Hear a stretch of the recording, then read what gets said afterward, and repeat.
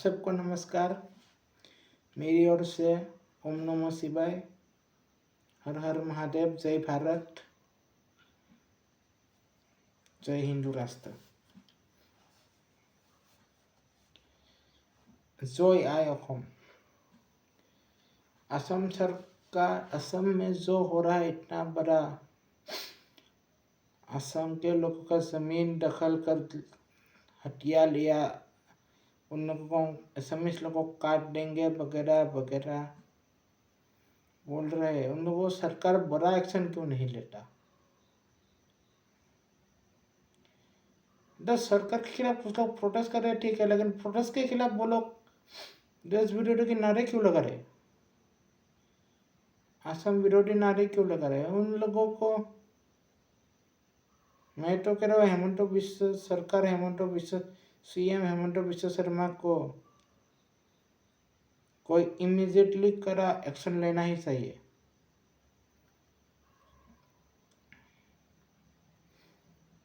Immediately action किया। North Korean Kim Jong Un को देखकर कुछ सीखना चाहिए। दुश्मनों को कैसे कंट्रोल किया जाए, देश के अंदर दुश्मन हो तो उन्हें कैसे काबू में लिया जाए। मतलब एक कतार में खड़े होकर एंटी एयरक्राफ्ट गन से उड़ा देना चाहिए।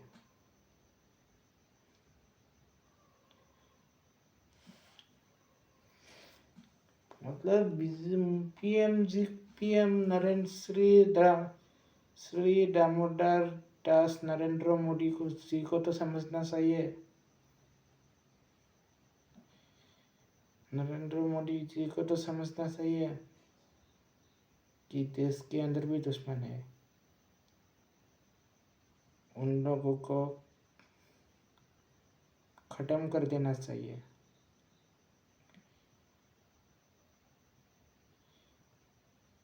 इतने सारे जंगी बम बारूद इस्तेमाल नहीं हुआ जंग पर। इन लोगों पर ही थोड़ा इस्तेमाल करके टेस्ट करके देख लेते हैं। एक फील्ड में लाइन से खड़ा करके बम मार दिया, एंटी एयरक्राफ्ट गन उस पर ही टेस्ट कर दिया, टैंक का तोप का गोला टेस्ट कर लिया, कितना असर होता है, कितना रेंज होता है चेक कर लिया। देश के दुश्मनों पर ऐसा ही टेस्ट करना चाहिए जो अंदर दुश्मन पड़े हुए हैं।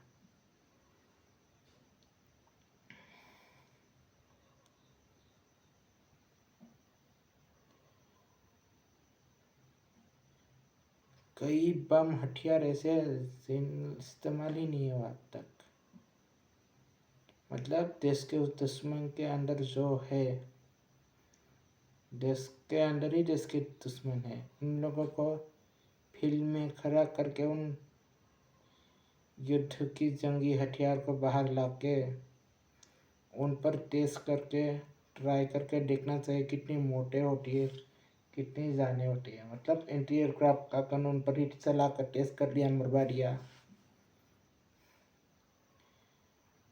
जो देश के साथ है उनको नहीं बोल रहा हूँ, जो देश के खिलाफ है, देश विरोधी नारे लगा रहे उनको बोल रहा हूँ।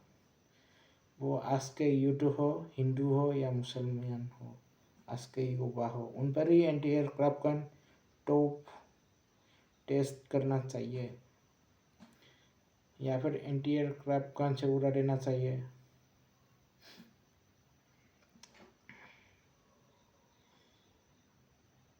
हिंदुस्तान का जो कानून है, वो कानून तो है लेकिन कमज़ोर है, इसलिए देश विरोधी नारे लगा दे। कहीं पर शूट है ना, कहीं पर खुला शूट है ना, इसलिए खुला छोड़ दिया जाता है। मतलब जो नारे लगाना है नारे लगाओ, बाद में पुलिस आएगी मारेगी, ऐसा नहीं होना चाहिए। जो देश विरोधी नारे लगाते हैं, देश के खिलाफ होते हैं, पुलिस नहीं, एंटी एयरक्राफ्ट गन तैनात कर दो, उन लोगों को वहीं पर उड़ा दो,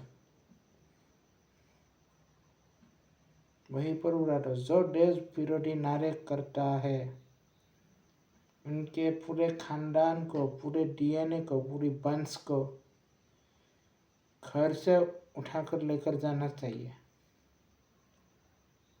तभी काबू में होंगे। हिंदुस्तान का कानून एकदम सख्त होना चाहिए। कोई सड़कों पर नमाज नहीं पढ़ सकता और हिजाब पर तो बैन ही कर देना चाहिए, पर्दों पर। न सड़क पर नमाज, ना हिजाब। अजान भी हो तो मस्जिद के इर्द गिर्द, वरना पूरी पब्लिकली बीच बाजार में सख्त से सख्त नॉर्थ कोरिया जैसे सजा सुना दो। कोई गलती करता है तो हाथ काट दो देश के खिलाफ।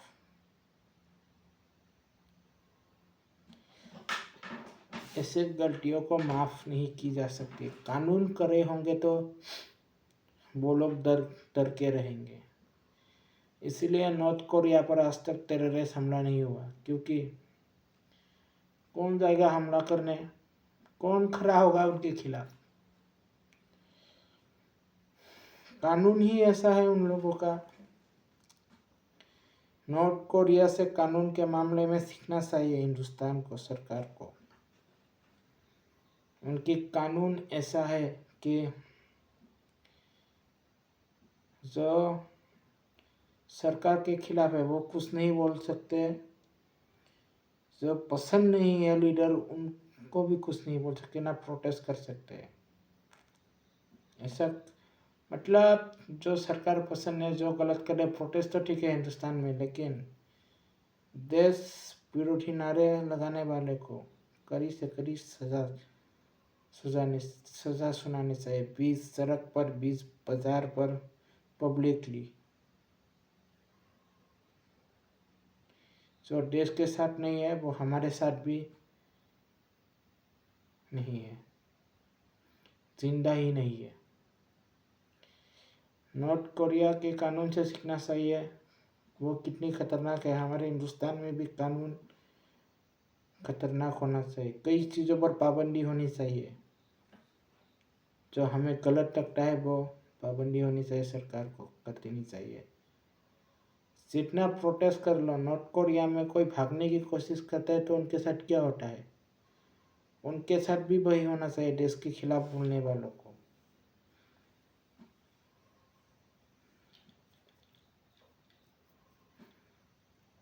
देश के खिलाफ बोलने वालों को एंटी एयरक्राफ्ट गन से उड़ा देना चाहिए।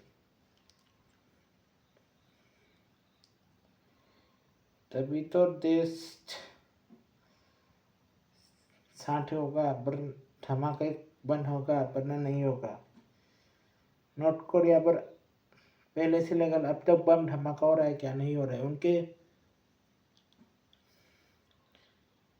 उनकी नॉर्थ कोरिया के देश के लोग निवासी उनके खिलाफ नहीं जा पा रहे तो क्या बोलेंगे, क्या धमाके करेंगे। हमारे ये उल्टा है, स्वतः सा कुछ हुआ देश विरोधी नारे लगाने लगेंगे।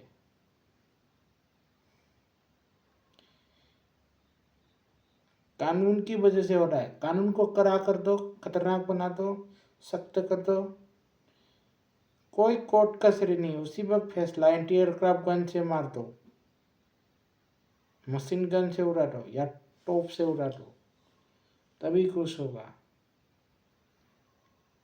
वरना छोटे से कुछ प्रोटेस्ट में, अलग ही प्रोटेस्ट नक्सलवादी के समर्थन में, दिल्ली में जैसे हुआ प्रदूषण के लिए प्रोटेस्ट करने चले गए नक्सलवादियों के समर्थक में, उन लोगों को एंटी एयरक्राफ्ट गन से क्यों नहीं उड़ाया।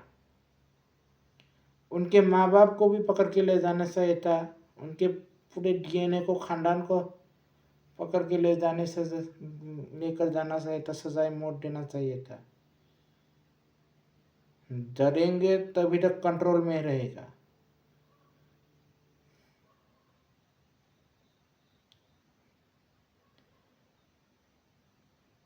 ना सड़क पर खुलेआम नमाज हो सकती है, ना पर्दा चलेगा। नमाज पढ़ना तो घर पर पढ़ो या मस्जिद पर, ईदगाह पर पढ़ो। हिजाब घर पर पहनो या धार्मिक किसी अपने पर पहनो। जैसे हिजाब खुलेआम पहनकर नहीं घूम सकते आप। मैं होता तो कड़ा एक्शन ही ले लिया होता। CM PM CM PM PM होता तो कब का कड़ा एक्शन। जो प्रोटेस्ट करना है करो। प्रोटेस्ट करते करते अगर देश के खिलाफ, देश के विरोधी या नक्सलवाद के समर्थक में प्रोटेस्ट किया होता है तो एंटी एयरक्राफ्ट गन से ही उड़ा देता। जो बच गए उन लोग के खानदान डीएनए को पकड़कर सरेआम सजाएं मौत देता। ऐसा ही करता मैं।